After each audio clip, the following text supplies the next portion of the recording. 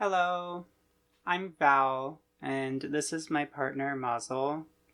We're gonna ask each other deep and possibly funny questions, and that's the whole premise of this video. So if you enjoy seeing a couple roast each other or get down and dirty, there you go. Okay, so why aren't you a car seat headrest fan? What's wrong with you? Who hurt me? Yeah. I feel like it has the incoherence that some of my art has, but it's not the kind of an incoherence I relate to, despite being a fragmented queer person. I just don't resonate with it, but I'm really glad for those who do.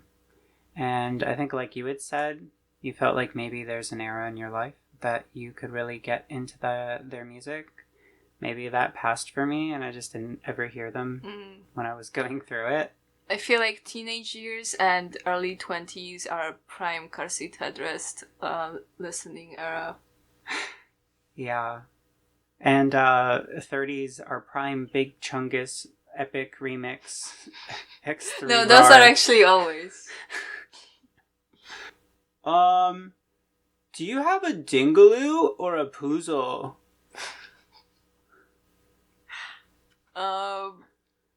That question you can find the answer to on my OnlyFans. It's top secret information, so I'll pass. How did you hone in your seduction skills as a theory cell? It's a pretty extensive question. I think if you want to pick people up as a philosopher or theorist type, then you probably have to read a bunch of the more handsome and stylish philosophers. Hard to think of many, but there are a few that were pretty hot in French or something. So, yeah, I think that's the key. Yeah, you have to just listen to hot people theorize. Sure. Recently, we beat Final Fantasy X. What did you think of it?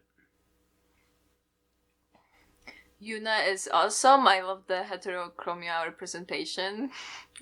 Also, beating your dad, that's actually all that's wrong with the world, is very relatable for me at this time. And I really enjoyed figuring out the battle system and figuring out like what worked or not. And the story overall is just so wholesome, and I can see how Val had refuge in that game and characters when she was younger. And I love the songs. Oh. And Oren is so cool. Gender envy. What's your love advice for fellow traumatized shut-in autists?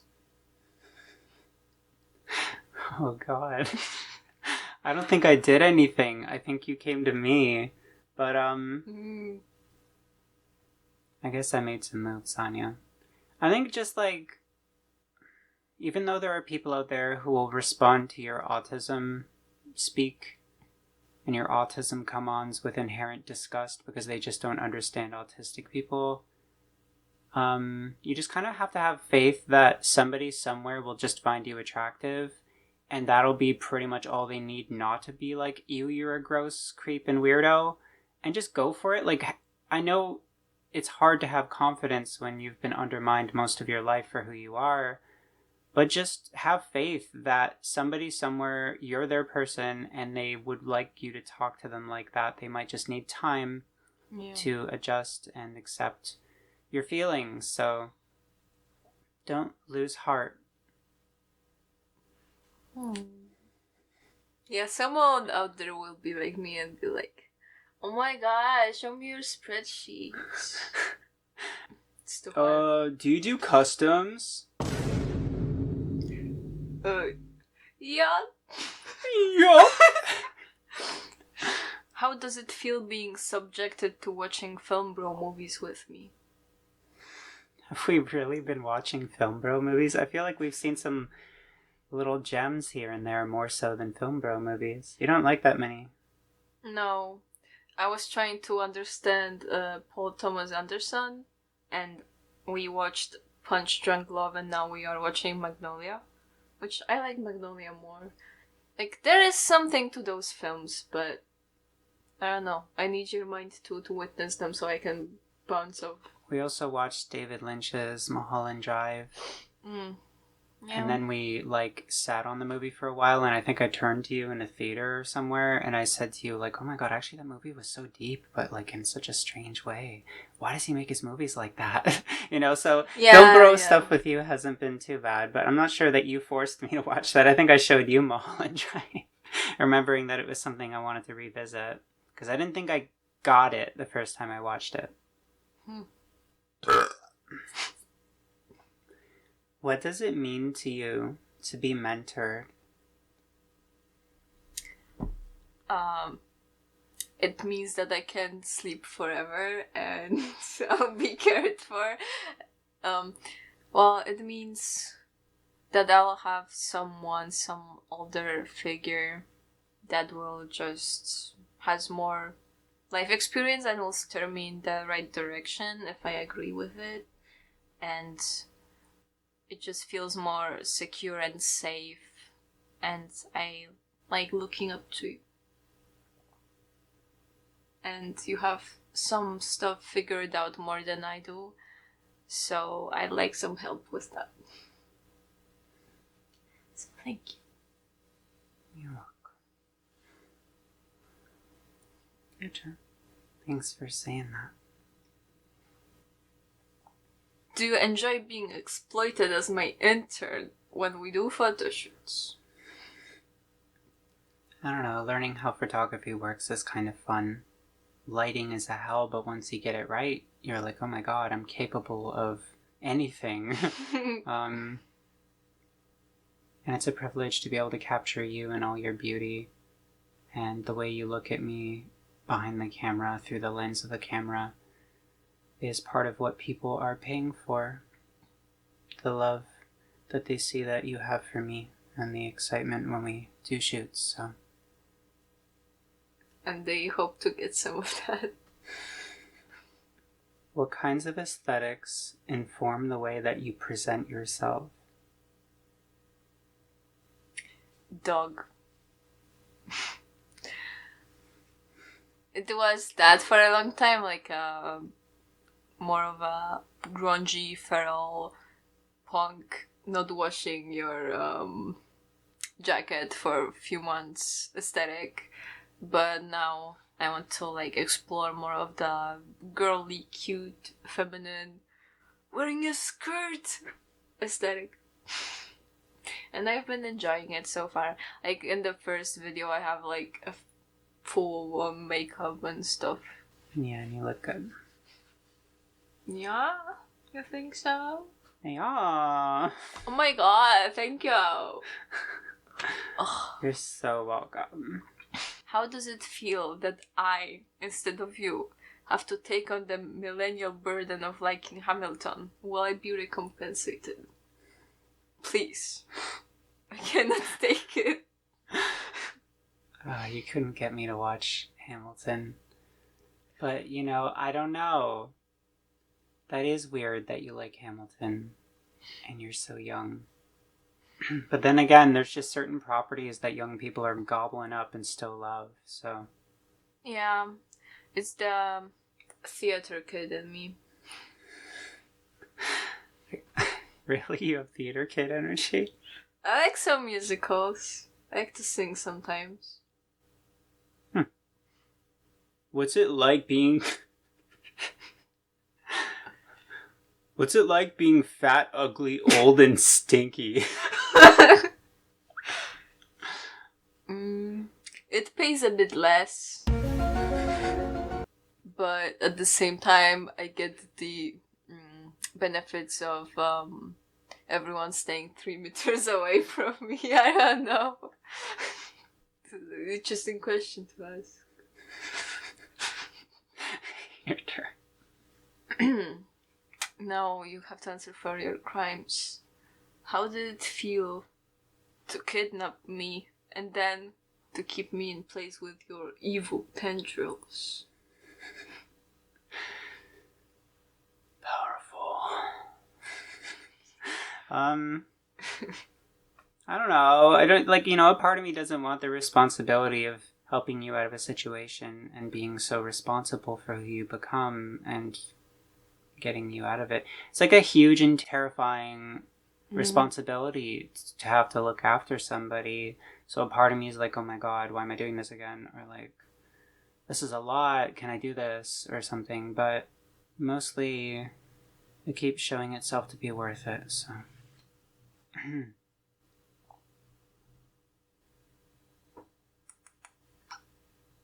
Thank you for your tendrils. I hope their embrace leaves you comfortable. Yeah.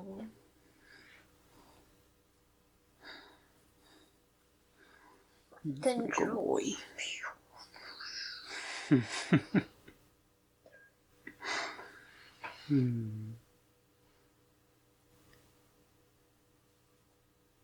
Hello. Alright, my turn. Mm-hmm. How do you know you're safe with me? What if I'm a master manipulator sociopath? Well, like Jake Paul. Well, you can be. I wouldn't mind. I like to be manipulated by you. This isn't canon, guys. Well. I would know because being with you would feel just wrong and like I didn't have any ground to stand on and wouldn't feel seen, and you make me feel so seen and you like rewire some of my trauma and just make me feel better. And of course you're struggling sometimes, but that's like within human understandable, not a malicious bone in your body way. Thanks. So kind of relating to my last question, do you sometimes wish you could date someone as experienced and developed as you? Maybe. It does sometimes get a bit tiring having to look after someone, and sometimes you just want to be with someone who just inherently gets certain things that come with maturity. But it's a choice you make, and I didn't make it lightly. I'm poly, I can still use other relationships as resources, but I want to focus on this relationship for now. So. If I ever feel the need to share space intimately with someone who's closer to my level, I can still do that, but I'm enjoying our connection for now, so. What's it like for you when I force femme you and dress you up as a girl? The idea is terrifying.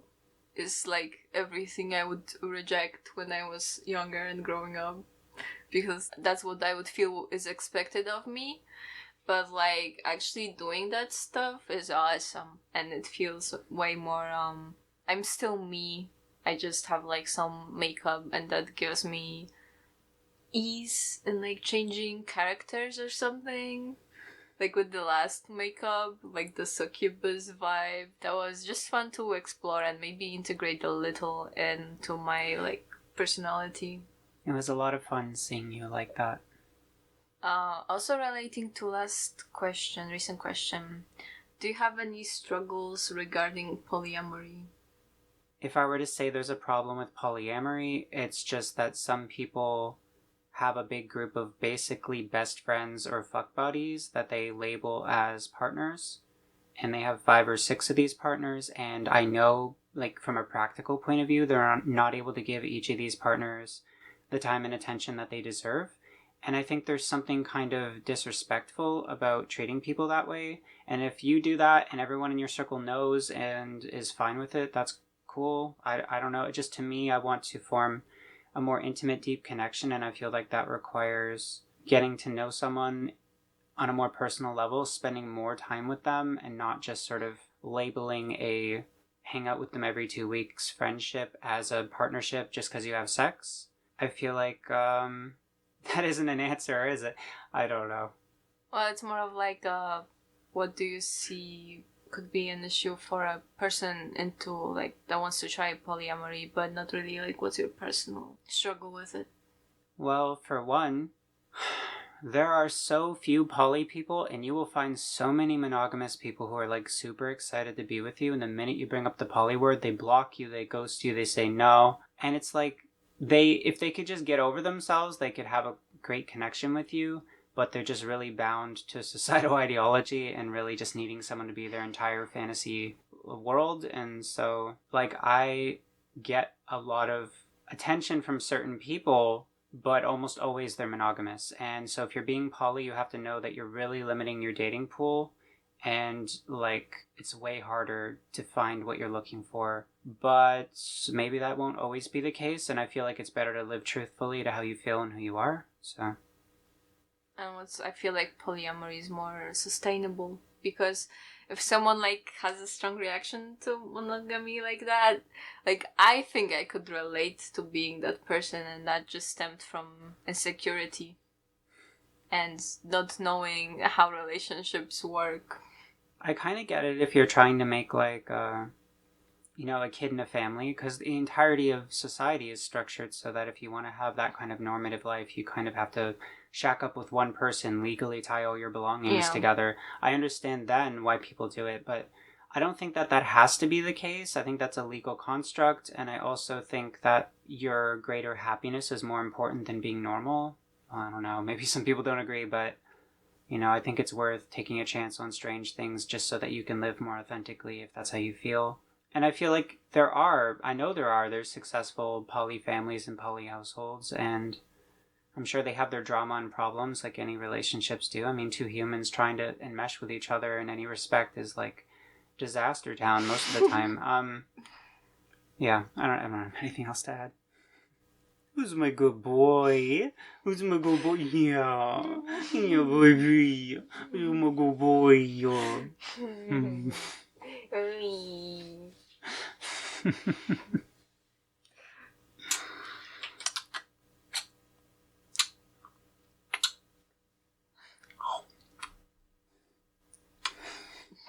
That was a trap question.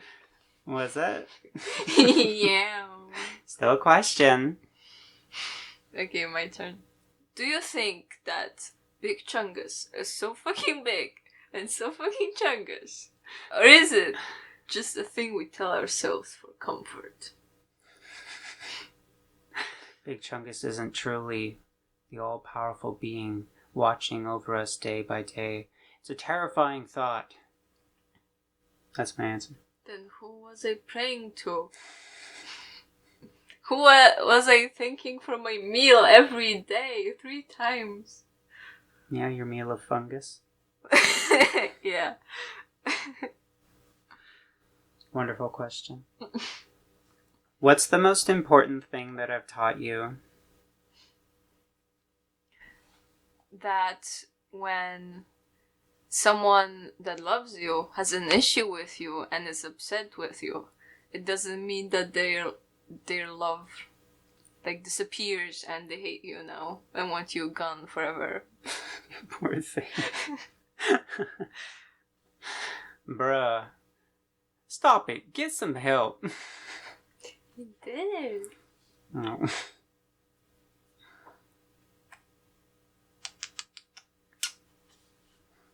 Maybe. Oh.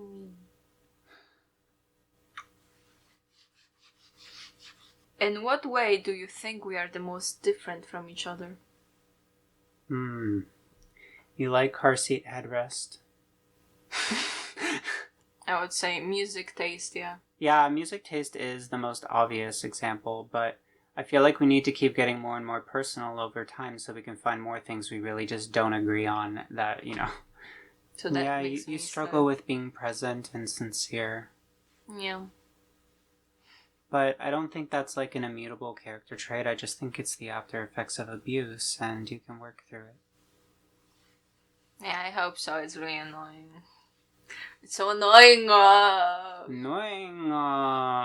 What % of your clients are barely sentient enough to qualify as being alive? Don't tell them, but 75%. Okay, no, 60. What has being with me taught you so far?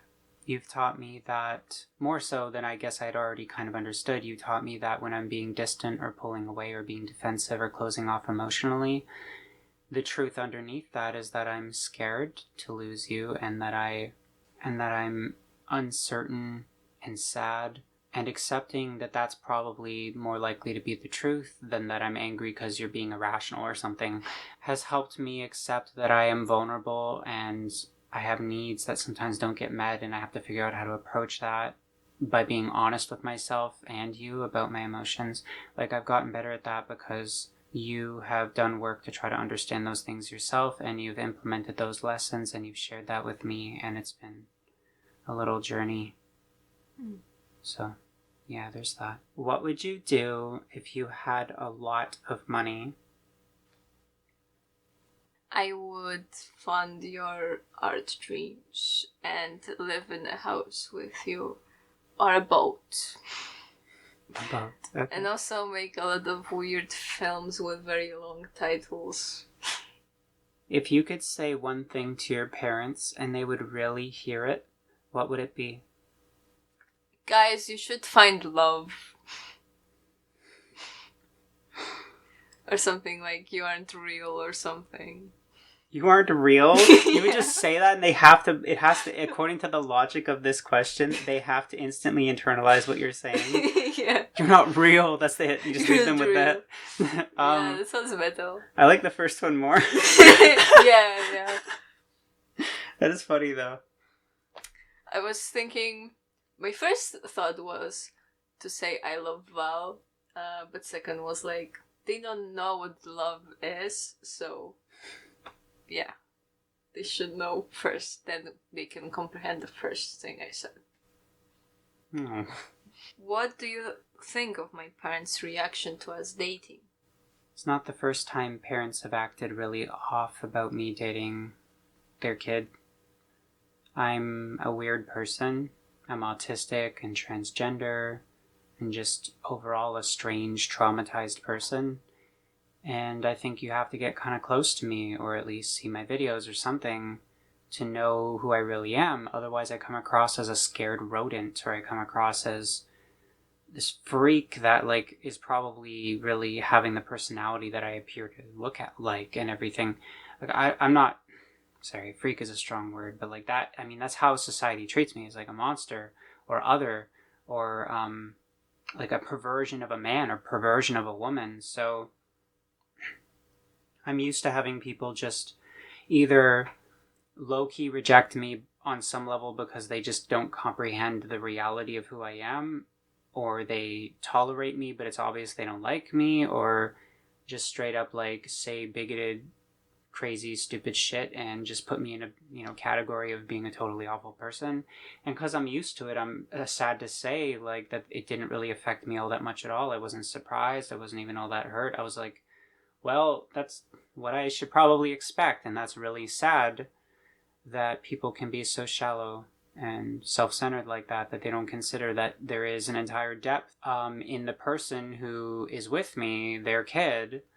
They have their own feelings and experience, and clearly I mean something to them for a reason. And so that says a lot about how much they don't respect your own judgment and feelings, and it says a lot about the generalized, infantilized position of youth where they're not taken seriously about their feelings and stuff like that. So it's just a sad affair, but I guess I can't be surprised. It's awful that you have to move in this world with that in your mind. Yeah, at least there's a few weirdos like you that specifically chase monsters like me.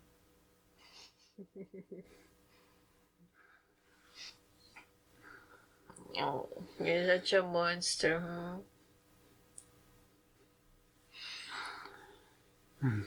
Thanks for being so affectionate. My body's pretty full of autistic overstim right now, but I do appreciate you touching me. Okay. Your turn, right? Yeah. Yeah. Yeah, don't worry about it. You can hug me and everything.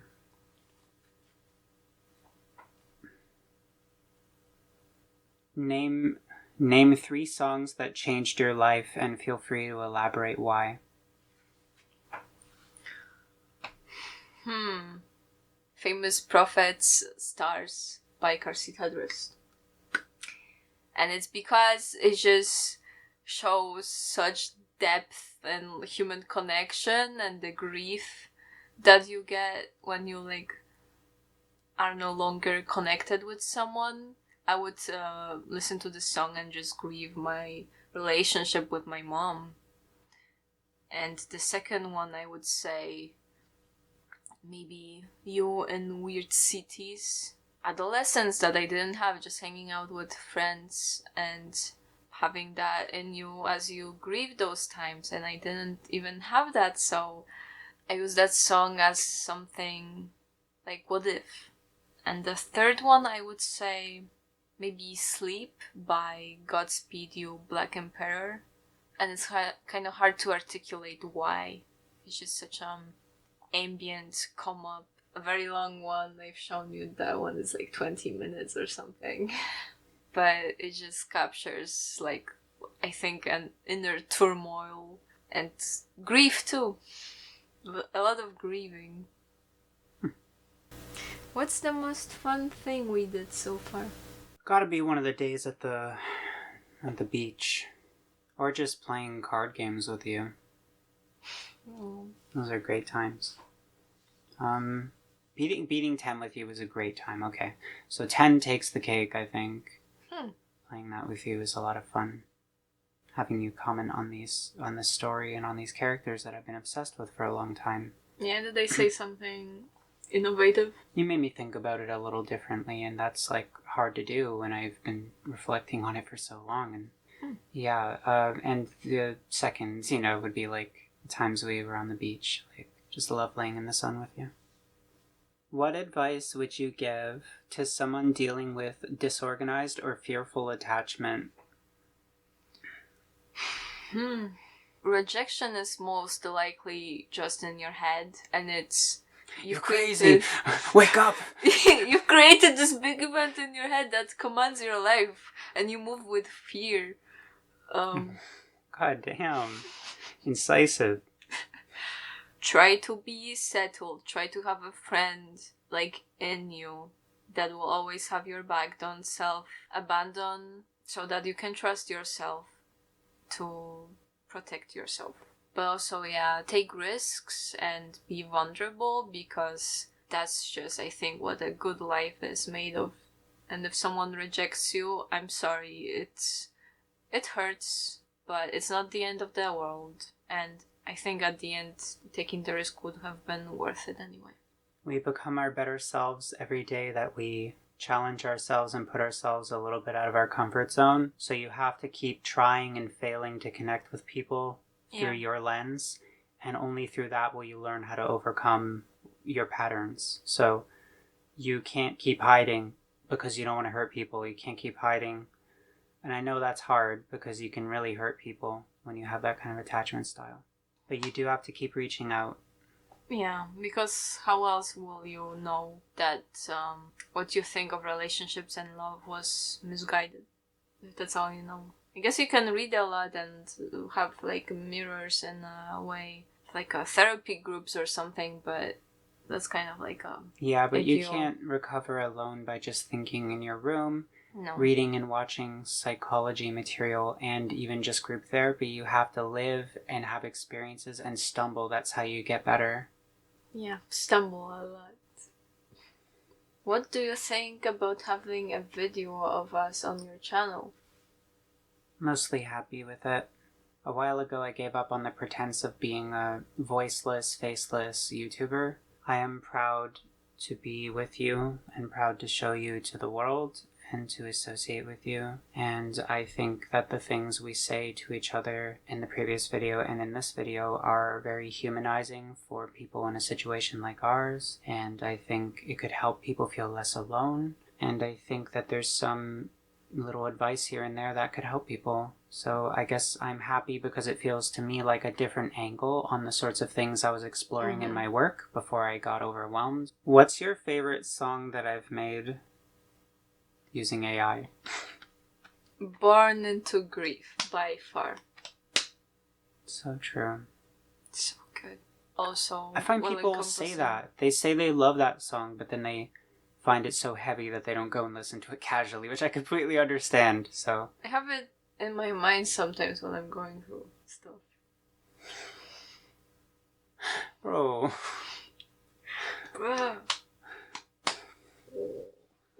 Oh, you. My life. Alright, well, obviously that's my best song, but do you have another you like? Mom sending pictures of her butt again. This is not released to the public. And there's good reason for that. I don't think it can go on my YouTube channel. Mom sending pictures of her butt again.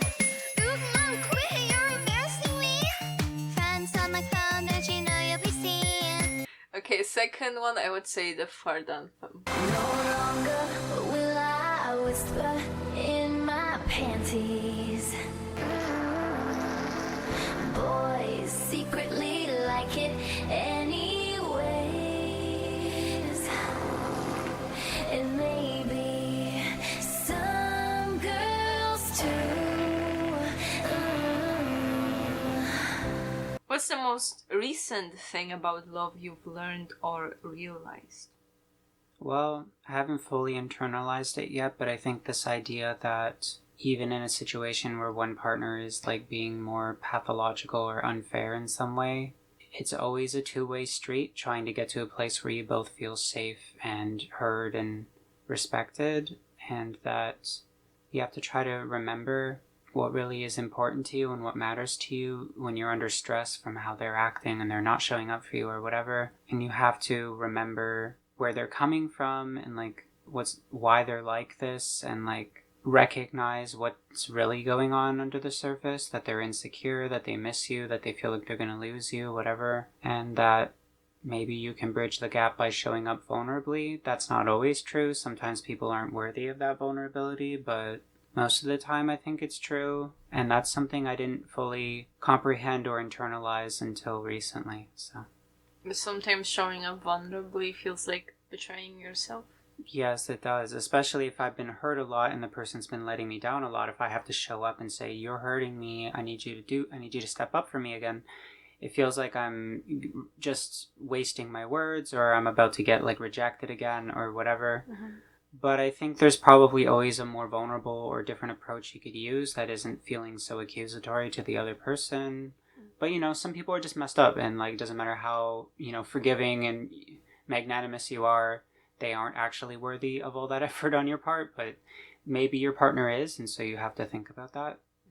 Maybe sometimes you would feel, I just got hurt, why am I the one that has to make so much effort? Yeah, probably both people could feel that way too, and then it's an endless cycle of feeling too wounded to try. Avoidance! Oh my god. Okay, my turn? How does it feel like to introduce me to your friends?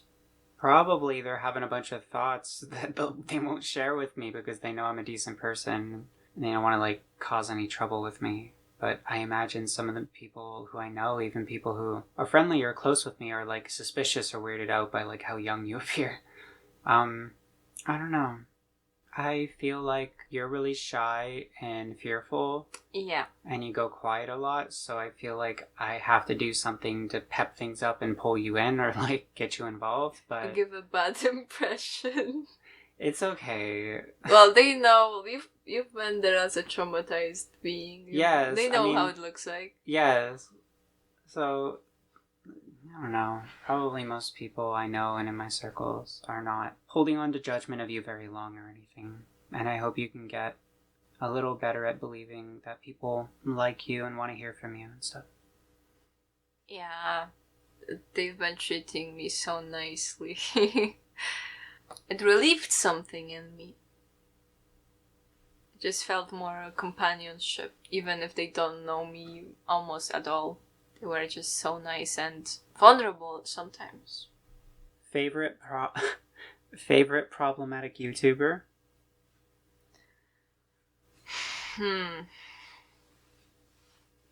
Value. I would say iDubbbz. Yeah, I If could he understand counts. that. Yeah, I like him. Do I still like a YouTuber who kind of sucked or still kind of sucks? If I had to say a Rust YouTuber, it would be like Stimpy or something.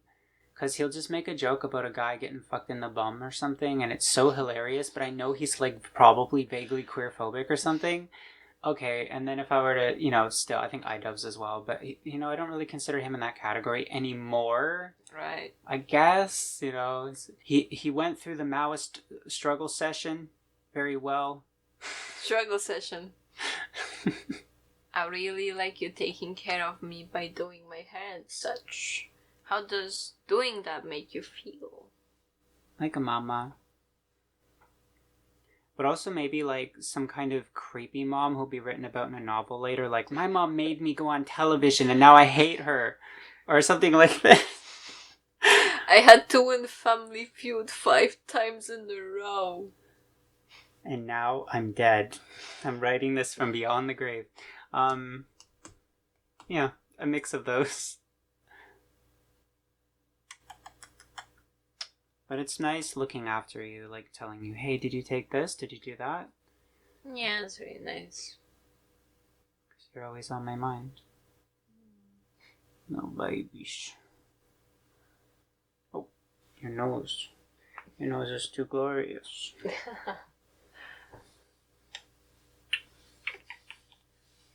Hello. Your mind has been colonized by muzzle particles. Sure. Babies. That's not a good kid, huh?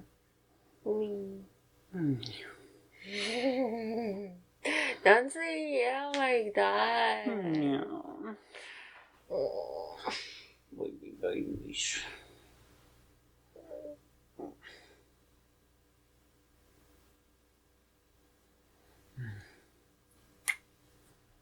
You're so sweet. I'll die. Well, if you really do die, don't forget to haunt me, okay? Don't forget to like and subscribe. And comment. Guys. Grave emoji. Bye. Bye. Thank you for watching.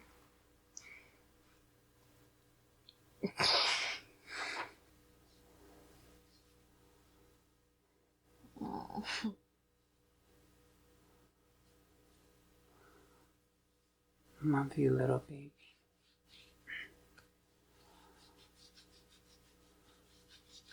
My precious boy. Did you feel hurt, Mom? I'm sorry. Yeah.